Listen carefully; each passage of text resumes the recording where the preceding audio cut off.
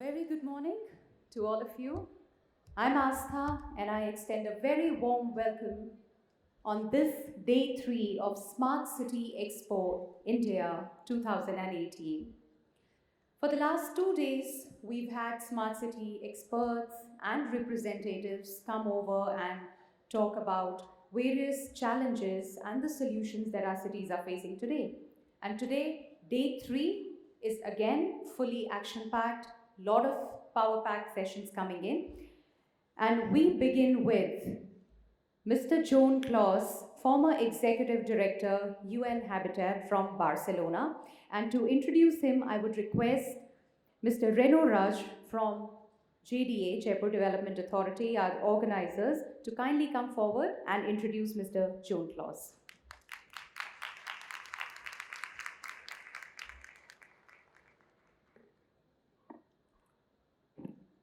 Good morning, and I have the pleasure to introduce Dr. Joan Clos. His brief profile is like this: the most interesting and thrilling years in Barcelona City Council from 1979 to 2006, occupying different political and technical responsibilities. The last 10 years being the mayor of the city. Later on, he became the minister of the industry of the Spanish national government. After that, he was also ambassador to Turkey and Azerbaijan. And finally, he worked 2 terms as US Under-Secretary General and Executive Director of UN Habitat. In Habitat 3, he led the orchestra which conducted to the elaboration of the new urban agenda. So may I request Mr. Joan Clos to the stage for the session. Thank you.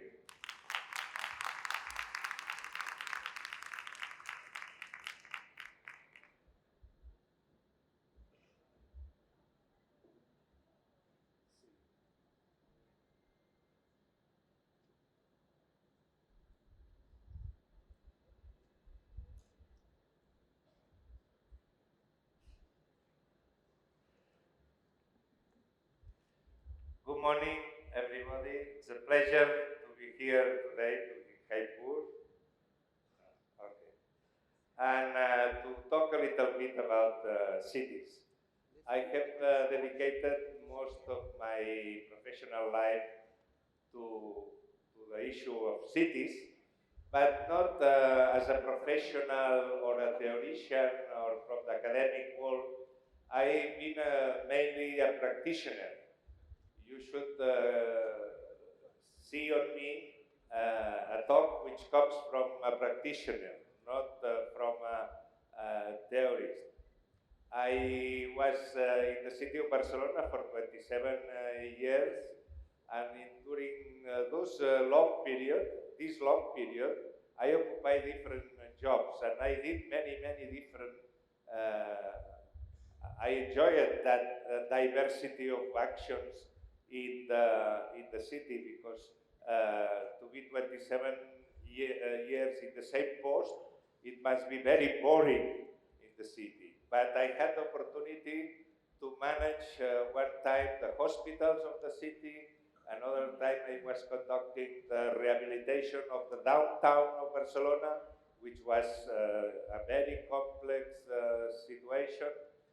I ran the cemeteries for a time. I run the central market in another period, etc. I run the infrastructures department, the urban department, and finally I became the mayor for 10 years.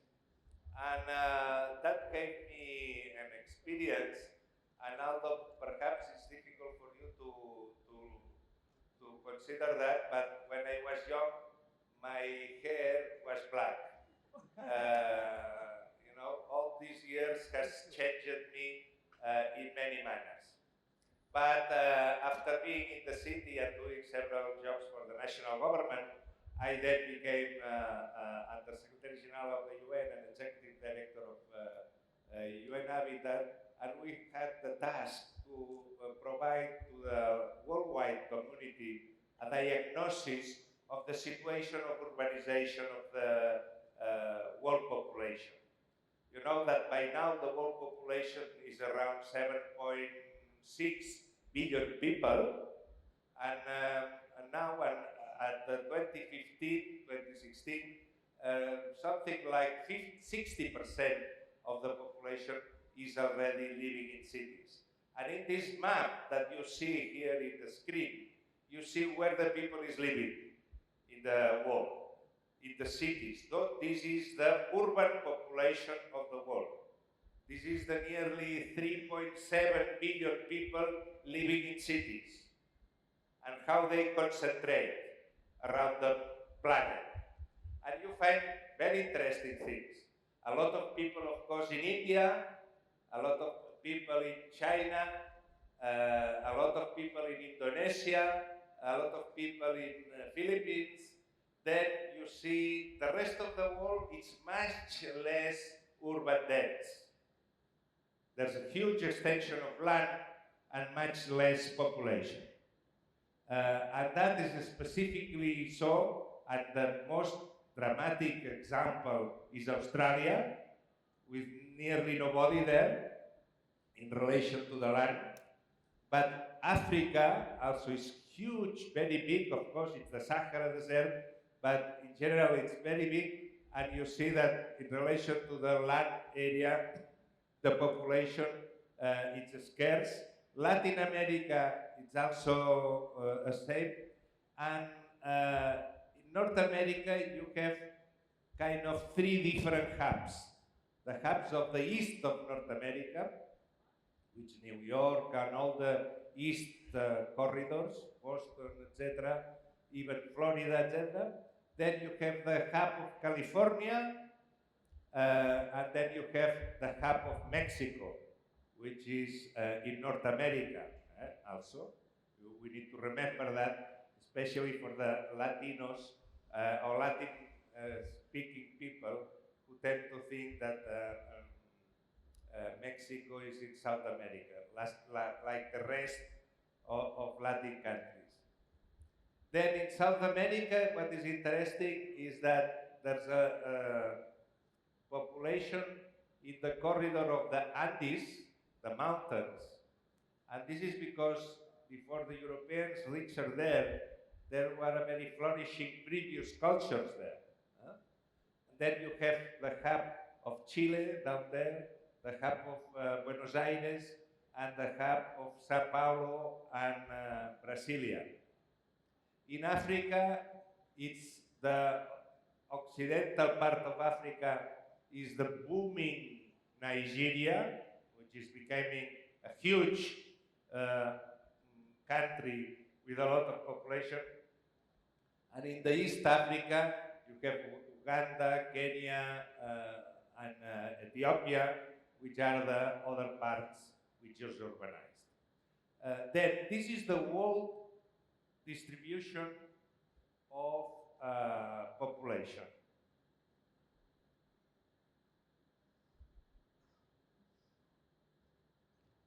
This is the photo of the night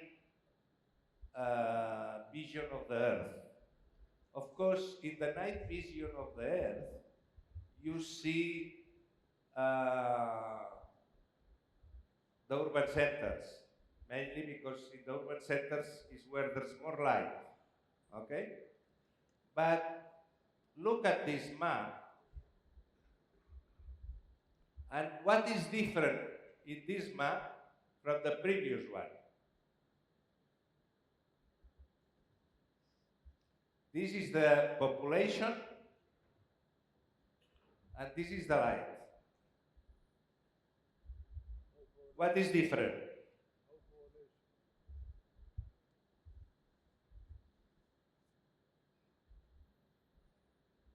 The consumption of energy is not correlated to the population. And as the most population was Asia, you see that the biggest consumption of energy is in Japan, is in Europe, and is in North America.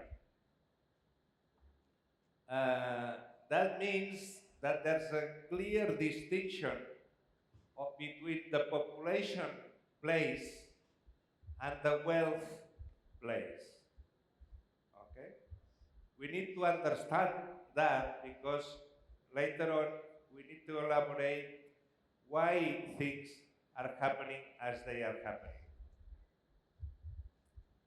Global challenges for the 21st century. If we are talking about what are our problems, what we need to do, what is our duties,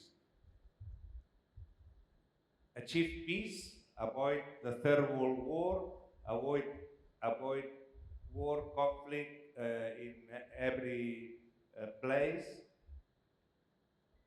uh, reach a point where every person has access to dignity and certain levels of well-being, human rights, and then to achieve development for everybody, but not just development, sustainable development. Here, the concept is sustainable development, because we know that we are affecting our ecosystem, and the kind of development that we have seen until now is too much aggressive to our species ecosystem, and we have the risk of destroying our own mean of life. What are the challenges? Climate change, changing models of production and consumption, labor dualization. We are assisting to a kind of third or fourth or fifth, I don't know, because different authors, they consider that the third industrial revolution, the fourth industrial revolution, the fifth industrial revolution, but we are in an industrial or production revolution which is changing the things, how we make things. And in this process, something new is emerging, is the dualization of labor between the labor that does very knowledge-based activities, and they are very well paid, and the people who is doing not complex things, very banal activities, like driving a bus or cutting hair or whatever, and they have a very low wages.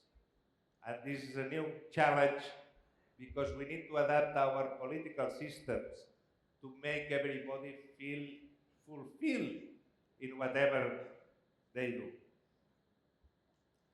Another global changes is global migrations, growing inequalities,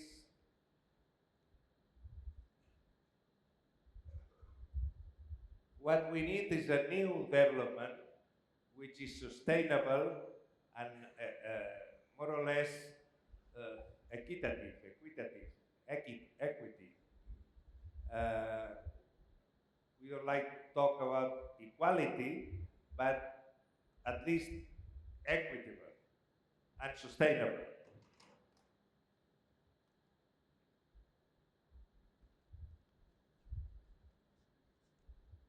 And we need to advance conceptually another step. What has to do urbanization? What has to do the well-building of cities to this new model? In order to achieve those objectives, how we make the cities is relevant or is irrelevant. We can do every kind of city, or we need to build our cities with a previous concept, with a previous idea, with the design to reach or to contribute the solution of those problems of the 21st century.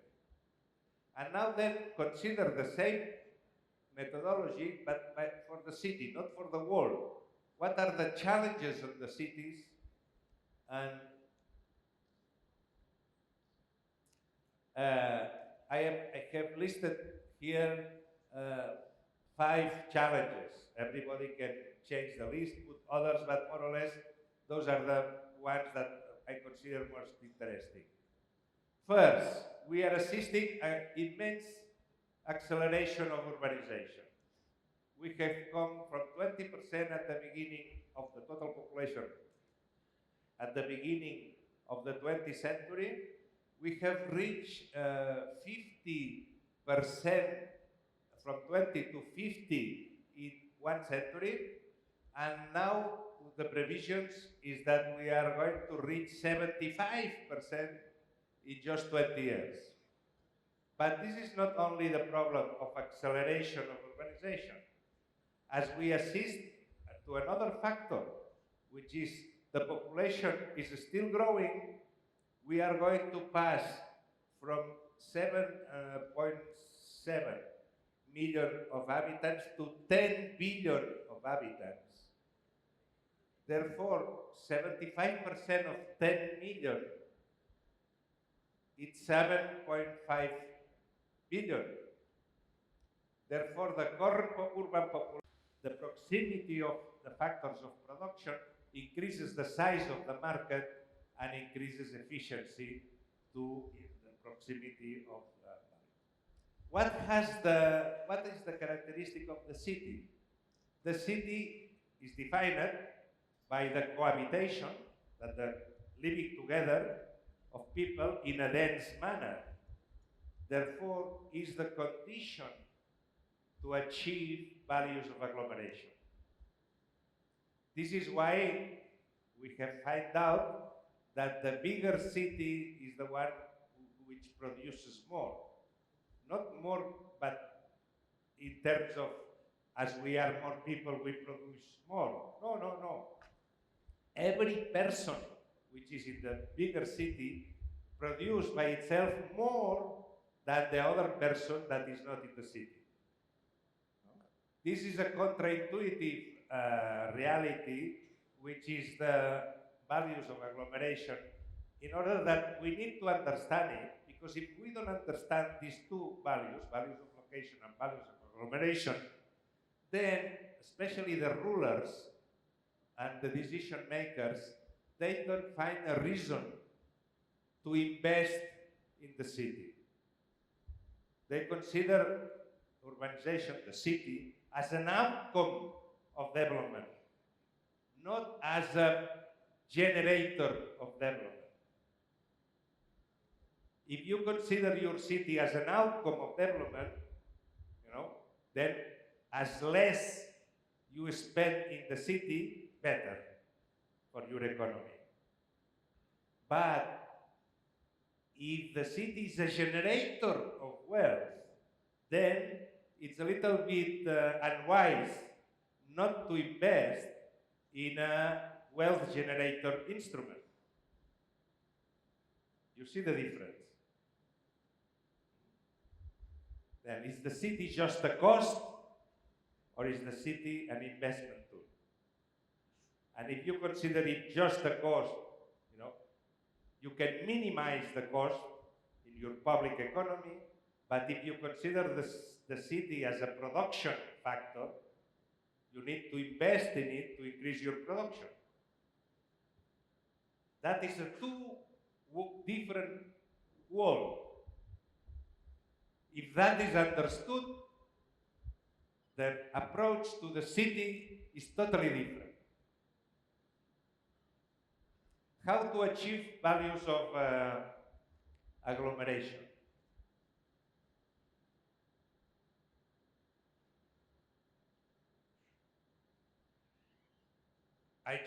One conception more.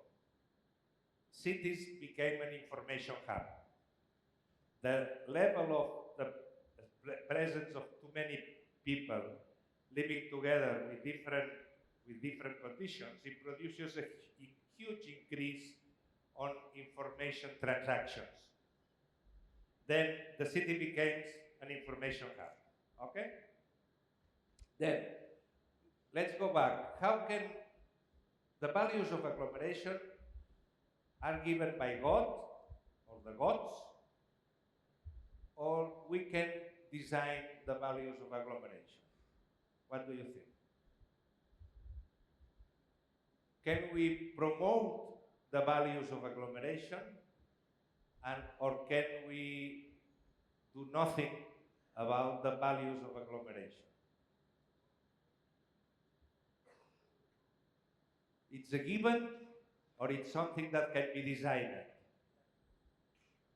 Yes, it can be designed. In fact, it should be designed. Then again, current city managers and future city managers, be conscious that you can increase your values of agglomeration. Just a quiz now. What do you think is better? The values of, what do you think is bigger? The values of agglomeration or the values of location? If I ask you, I will give you 1 year of values of location of high pool, and I will give you to another person the values of agglomeration of 1 year. What would you prefer to take? The value of location or the value of agglomeration? We can do a survey.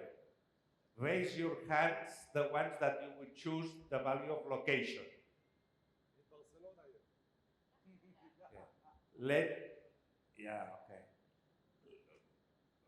Raise your hands that you will choose the values of agglomeration.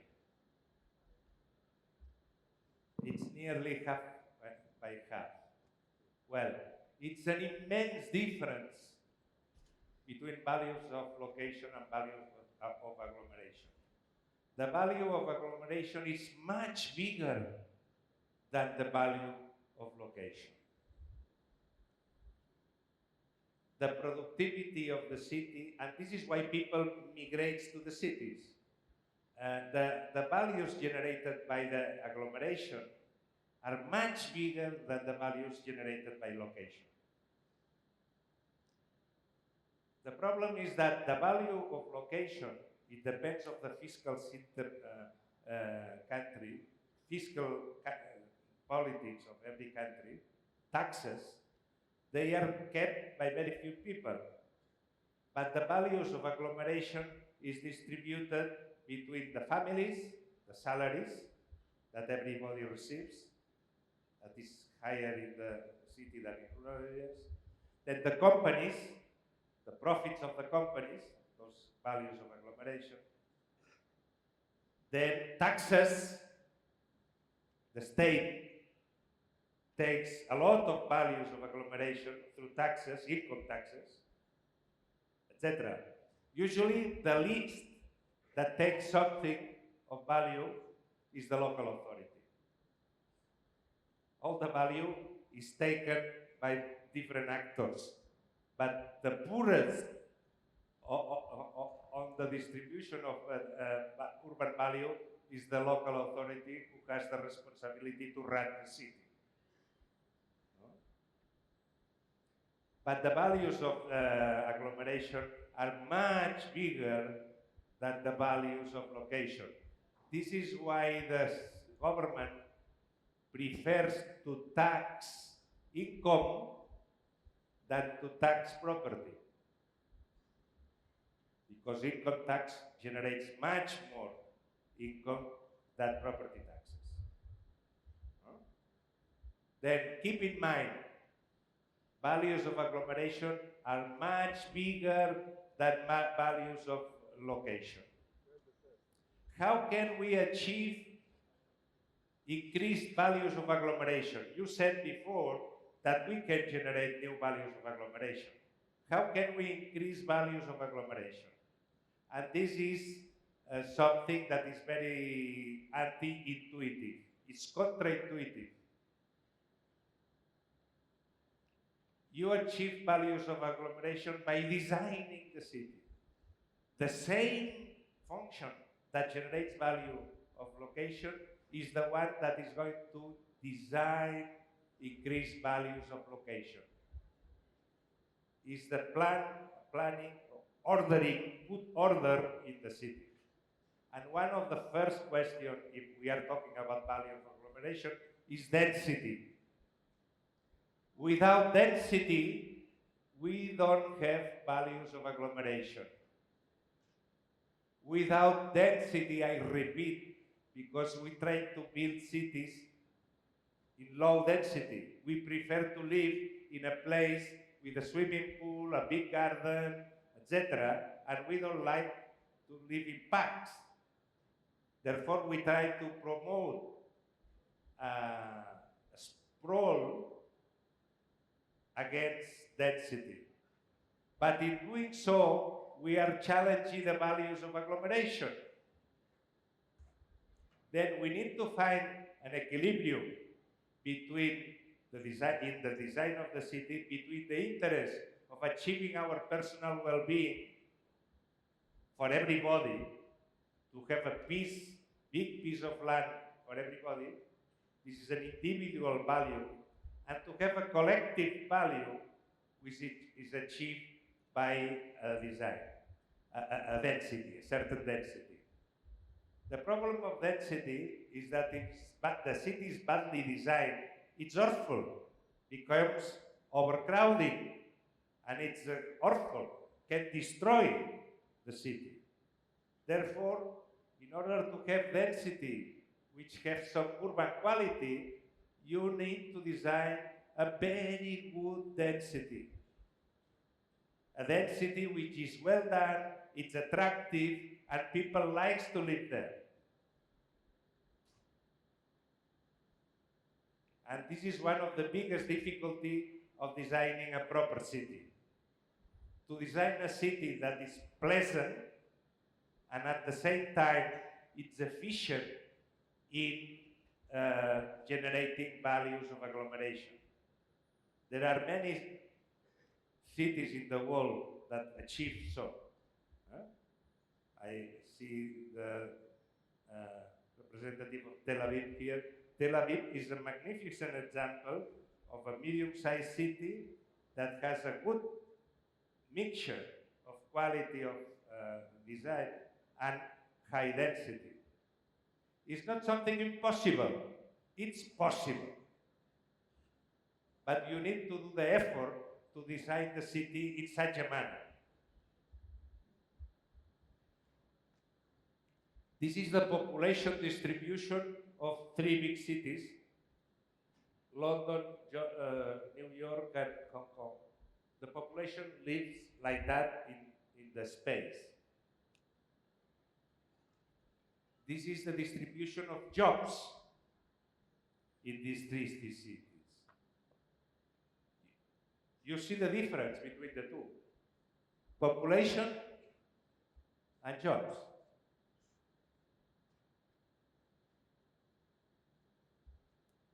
Population and jobs.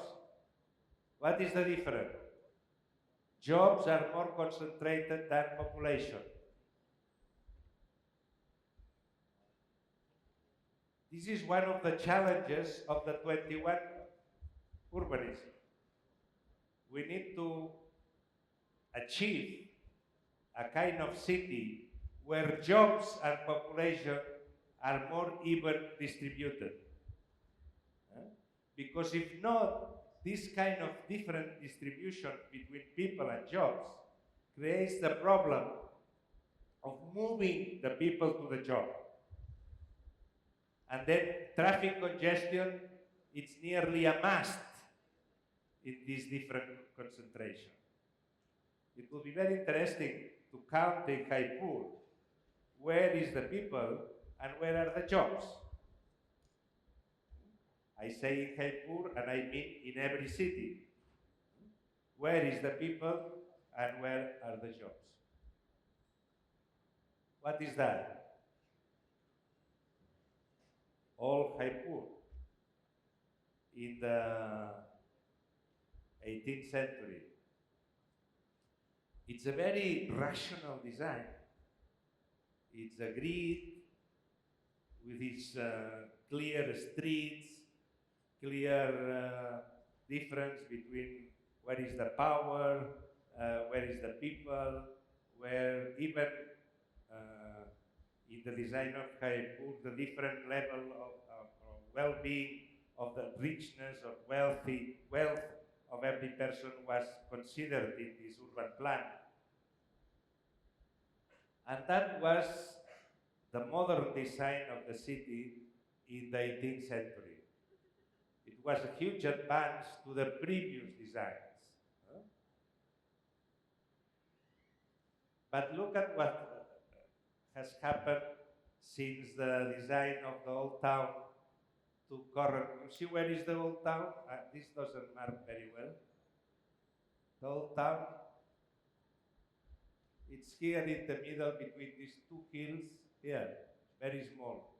And the current Jaipur, it's the rest, and has lost the order of the grid in favor of a more, let's say, organic growth,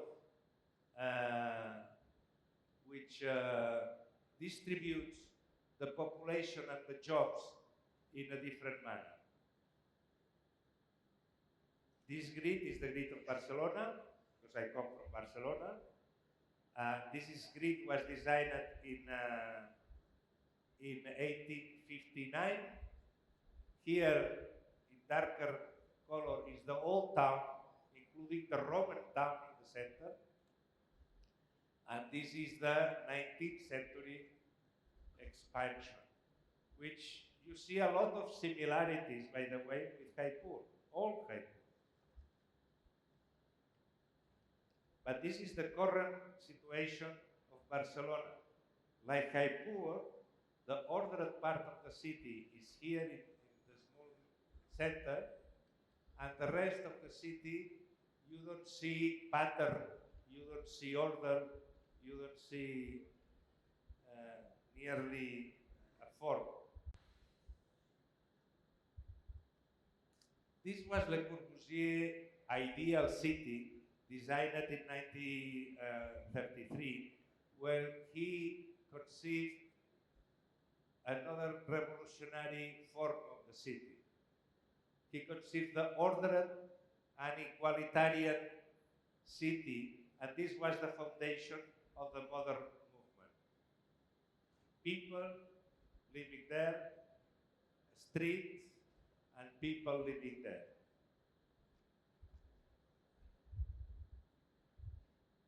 What is different between beginning of the 19th century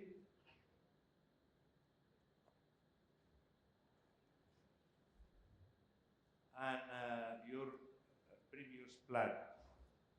What is the difference? There's a technology that has changed the city.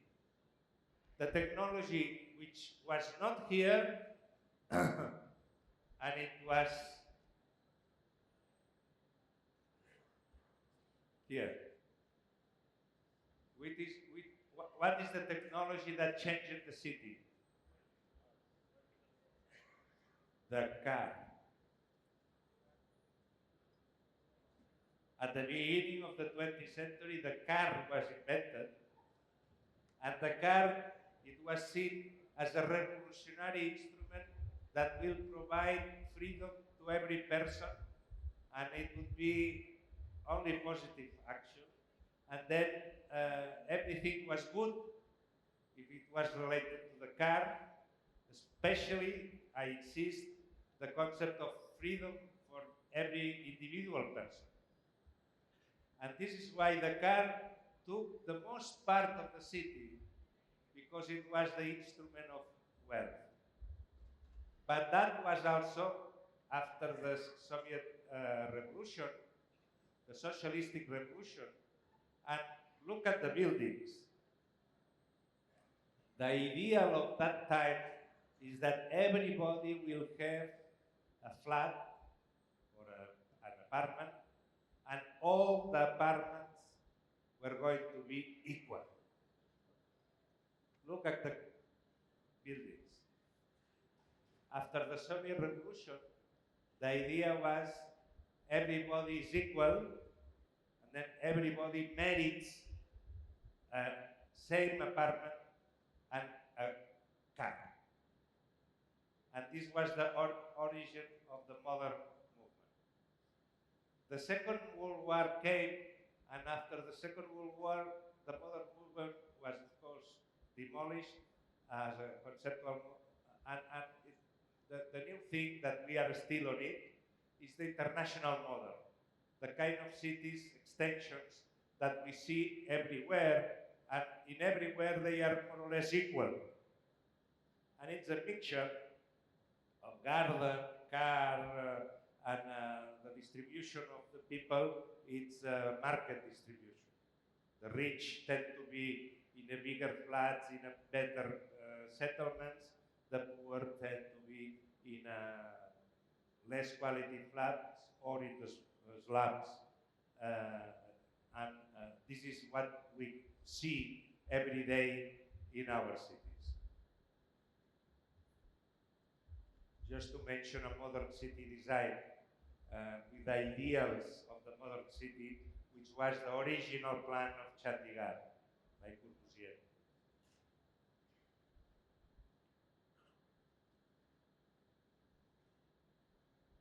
Let's consider now, I have finished my time, it says here, okay. As I have finished my time, I will finish my presentation. But I want to conclude that we need to have in mind very clearly that the value generated by the city doesn't imply immediately that the value is well distributed. Then we need to increase the value of the city, but we need to design a political system to distribute this value. Because if we don't design a tool, a political tool, to distribute the value is good, it would be appropriated only by a small minority. That makes good urbanization a political issue. It's not a technocratic issue only. It's not a technical design. It's also a political design. Because you need to decide how the value is going to be shared. You cannot be good urban anything, engineer, planner, architect, etc., if you don't take in consideration first how much value you are going to generate, and this is not in the studies of urban sciences, and how this value is going to be distributed. Okay?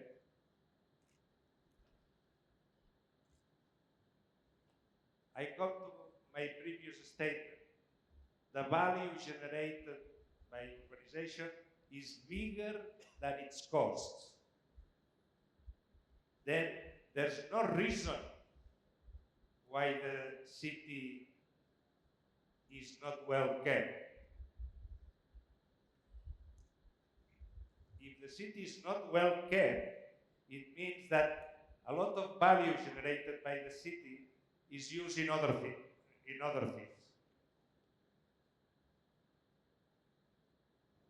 It's like killing the golden hen. You have a hen that produces golden eggs, and you are killing it because you forget to give food to the hen. Okay. And there's a need to change our view of the city in order to improve the quality of urbanization. It's not a big revolution, but it's a big change. If not, the growth of slums, the growth of informal urbanization is going to continue in the future. Well, I have many things to explain. That would be next year. But I just want to say it's too slow. I would just want to say to design a good quality city, it's possible. And to design as to pay for it, it's also possible. But it's a very, very difficult political exercise, and also technical exercise, but political exercise. Because you need to agree politically that in order to do a good city, you need to spend some money there. But as the city is going to generate more value than its cost, you can always recover this money. This is the change of mentality that we need to acquire in order to think realistically about a much better city for all in the future, and how to contribute to sustainable development and to peace and well-being in the world. Thank you very much.